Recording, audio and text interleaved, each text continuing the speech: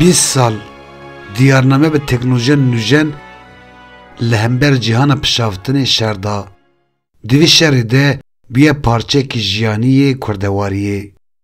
Bir ramaneke ji berhevoka cihana neteweye ki de mukilin wenda mina zarokekî mezin kir. Bûye ciwanekî 20 salî. Bi 20 saliya xwe re cîhaneke nû ji ramaneke netewî afirîne. Bi demê re her tiştî bi xwe re diherikîne. Di nava vê herikînê de hin nav pê re herikîn û hin jî li qeraxê meşiyan. Lê diyarname xwe li vê meşê ranewestant û li meşa li qerax nemêze kir ku ta bû navê wê meşê. Bû meşeke bê ser û bin, herikî nava jiyana kurdewarî û herikî. Bû qadeke dijital a ku ji nava bêdengiyê diaxive.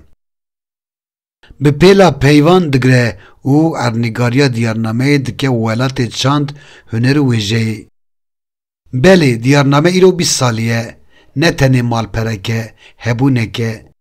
Îro salroja xewneke ku bi ked û hewldanên bêhempa hatiye pêçane. Di nava 20 salan de gelek nûçe gotar û jireyên nivîsînê hatin weşandin. Di hin rêzên gotinan de germahiya hembêza dayîkê, di hin rêzan de jî êş û xemgîniya welatê terkî dunya hebû.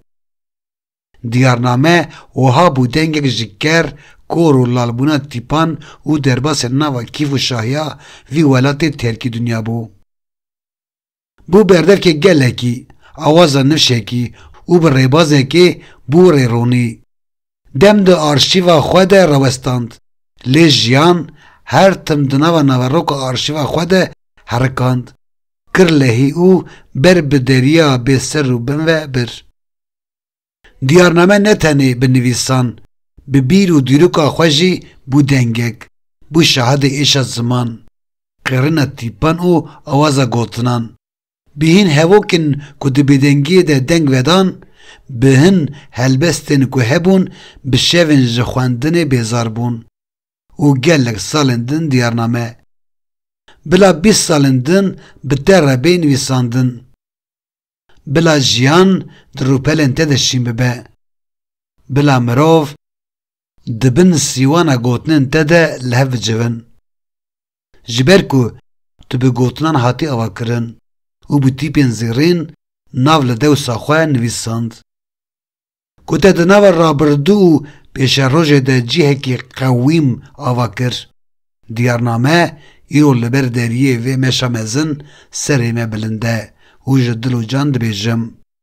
Spas diyarname ji bo dilê te germ ku peyvan ve diguherîne welatekî. Spas ji bo kesên li wateyê digerin ku tu bû sîwan û penagehek ji wan re.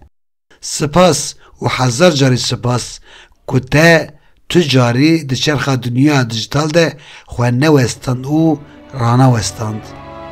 Hogir berber nivîsî.